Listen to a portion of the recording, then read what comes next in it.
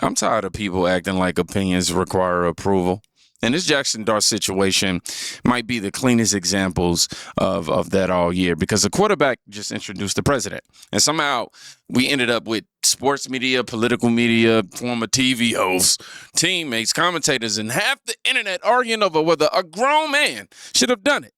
Let's get into it. Person that they are coming to the biggest defense of right now is Donald Trump's wannabe boyfriend, Jackson Dart. For those not familiar, this is the quarterback of the New York Giants. He spoke at the Trump rally. He said he was so excited to meet the president. He loves the office and the White House. And it's always something that I see is just like the arrogance of, and whether it be the white athlete or white celebrity embracing Donald Trump. It's like you have black athletes on one hand, maligned for wanting to educate about, social justice and, the inequities of America throughout its entire history. And they're maligned for being like annoying or interrupting what should just be something that we enjoy in our sports. But then white athletes who arrogantly approach politics and talk about it from this very broad view that misunderstands it, that they are at least, defended by the right, or maybe the average person sees it as less of a crime. But I think that the annoyance is what the right tries to tap into most. They want to tell, LeBron James to shut up and dribble, and saying that you're interrupting what we want, which is just sports, and for you to be a performer or be a celebrity.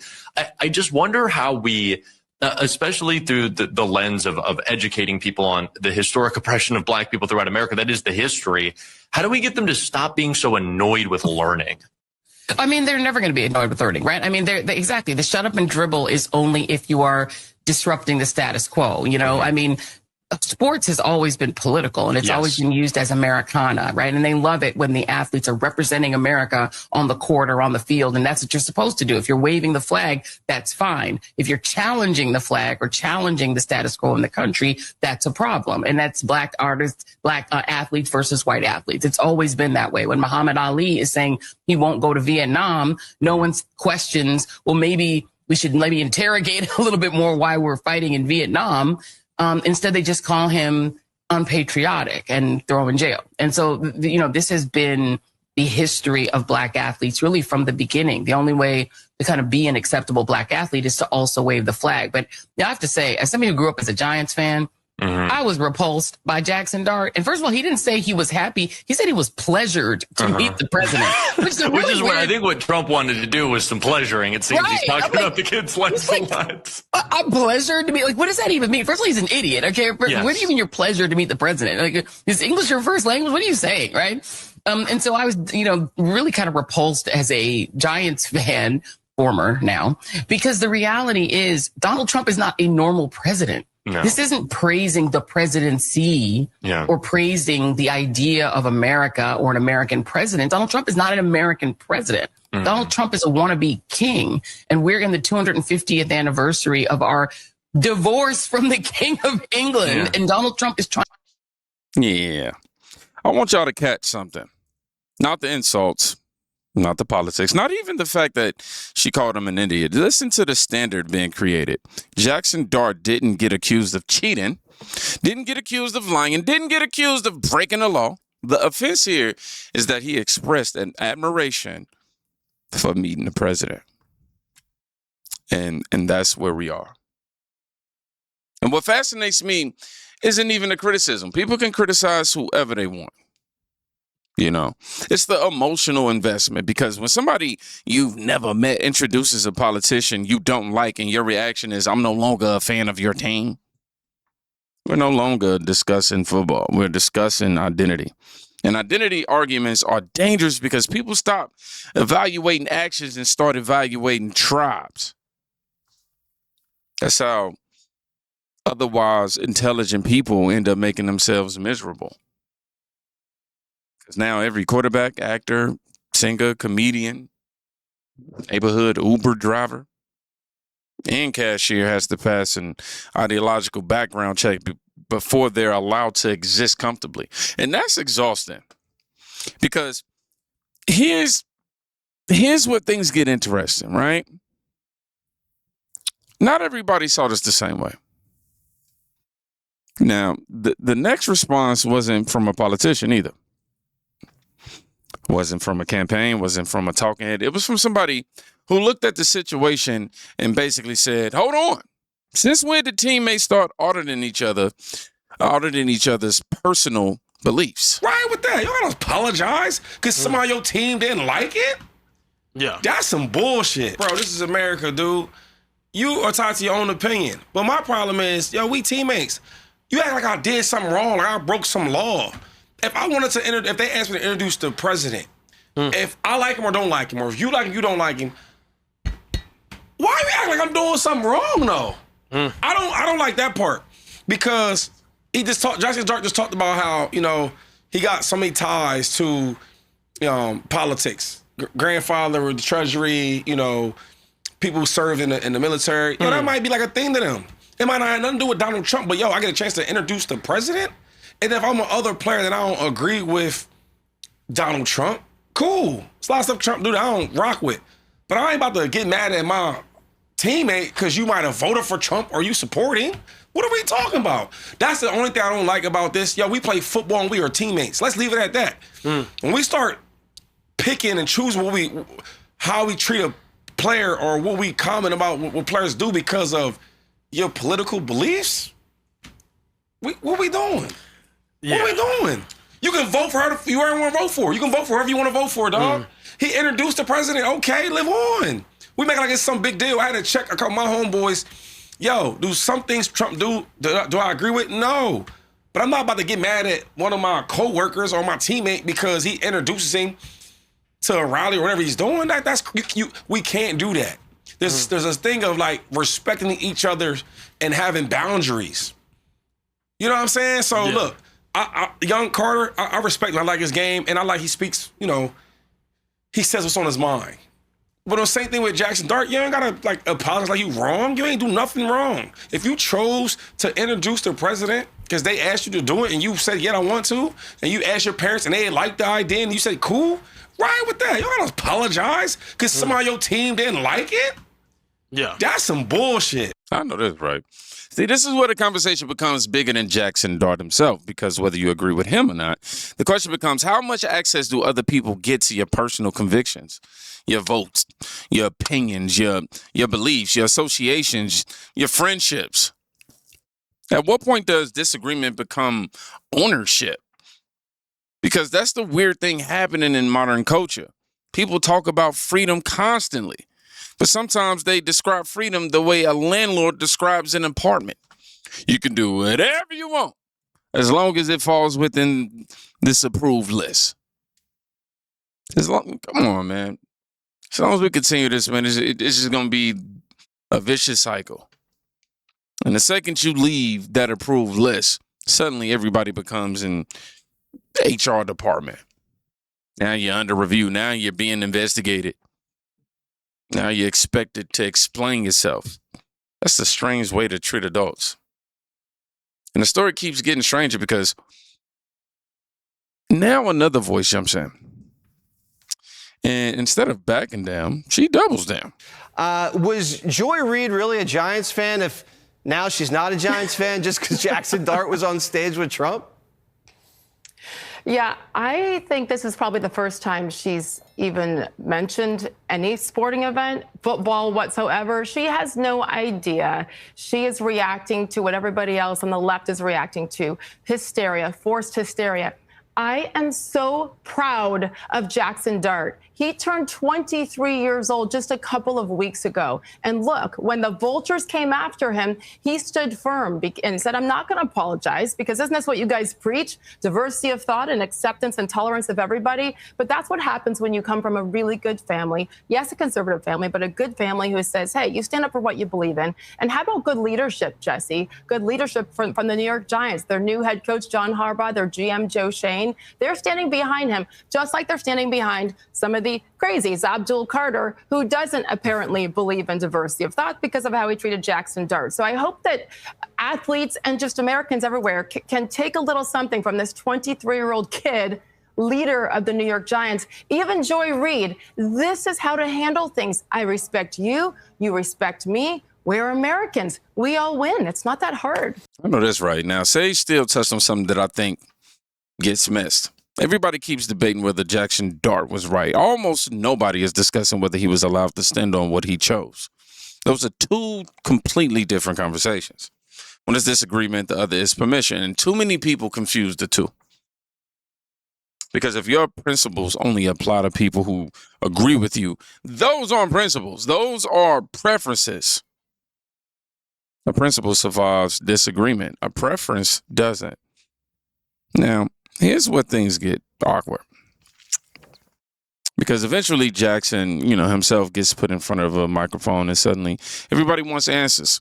Lots of answers immediately. But I want you to watch this carefully because this might be the most revealing part of this entire story. Not because of what he says, but because of what everybody expects him to say. Jackson, respectfully, do you understand why introducing that president would be something that some of your teammates would have a problem with and why it's viewed as controversial? Look, I respect the question. I understand the question. My statement's all that I have for you guys right now, and that's where I'm at. Do you think you made a mistake? I just gave my statement, so ask that we can all respect and understand that's where I'm at right now. Jackson, respectfully. So, what stood out to me? Everybody in this clip probably say they see nervousness. I see something else. I see somebody realizing there's no correct answer. Because once a public controversy starts, the public doesn't want clarity. The public wants confession. That's why these moments always feel so weird. People pretend they're asking questions, but sometimes what they're really asking for is you to surrender. Tell us you regret it. Tell us what you've learned. Tell us you've changed. And when somebody refuses to perform the ritual, everybody gets frustrated. Not because they didn't answer, because they didn't comply. That's a completely different thing. But then somebody enters the conversation from a totally different angle. They do. Now, whether you agree with everything he says or not, he takes this somewhat deeper than football. But I'm about to show you how you turn uncomfortable into a growing moment. I'm from a city, Birmingham, Alabama, where they blew up a church with 4 little girls, and their parents and family had to go around picking up their limbs in the Deep South. Picking up their limbs, 4 little girls. I'm from a city where a little 9-year-old girl who decided to march got put in jail for volunteering her right of free speech, for standing on what she believes in. That's history. And I believe history repeats itself. But I also believe in respecting authority, respecting treating the man and the woman as I would like to be treated. That is how uncomfortable situations and uncomfortable times help unify people, because you know them, you realize from them, and you grow from them. Right now, I haven't been a part of any openly traumatizing things like that happen. Not 250 years ago when this country came into existence. But try about 80 years ago. We got people that still live during that time. Those little girls will still be living right now. That 9-year-old girl that got sprayed with hoses and you put dogs on her and put her in jail, she's still living right now. It's a little children's book. I read this book about this 9-year-old marcher to my kids. That's why educating our youth and informing them of our history is so important. A lot of people try to push it past. You're like, oh my gosh, like that's behind us. No, guys, we living in it right now. We got a blonde hair, blue eyed white kid and a black Muslim religion black kid who are coming together and showing the world that we can come together. We can happen. We don't have to see everything. Everything doesn't have to be viewed in this perfect little snow globe, and everything doesn't have to be perfect. Now, what Jameis Winston did here was something most people never do. He zoomed out. Most internet arguments operate at a street level. He took the helicopter view. He basically said, look, history exists, differences exist, discomfort exists. Now what? Because here's the truth. A society isn't tested by how it handles agreement. Agreement is always easy. The real test happens when disagreement shows up. That's the part nobody likes. That's the hard work there. Not posting, not tweeting, not announcing your departure from a fan base. Actually existing alongside people who don't see the world exactly the way that you do. That's the challenge. And then, Kai Benet, I believe that's how you say her name. I always say that and be so upset at myself and disappointed because she's been on the channel more than enough. She comes in and ends this entire conversation with a completely different energy. Have we had enough of these artists pretending to love America, and then when they're asked to show up for her, they basically claim politics and hide? I'm sick of the we're going to bully you for being free to think and feel the way you want to think and feel. I'm tired of that club. I'm tired of the big boy club that says, if you don't say what we want you to say, then we're going to starve you. Well, some people just cannot be starved. Okay. Some people don't care about your rewards or your little club. Some people just say, I would rather be free. And that's the most expensive thing. You can't take away my freedom. I'm an American. So when it comes to this 250th celebration, there are plenty of artists who love America enough to perform. Forget these people. I'm going to just be honest with you. Can I be honest? Please? Yes. A lot of those artists should have been thanking God that someone even asked them to perform anywhere outside of a family barbecue. Right. Let's just be honest. I mean, what kind of statement do they think? Milli Vanilli, for God's sake. We didn't even know that you were still living, baby. And you think you're making a statement by saying, oh, I'm not going to perform because this is political. Well, it's America's 250th birthday. And you didn't think the White House would be involved? Yeah. Really? Oh, sure. Whatever. Okay, that's fine. Yep, this is why confidence always lands harder. It always lands harder than outrage. Notice she isn't begging. She isn't negotiating. She isn't demanding approval. She's quite literally laughing.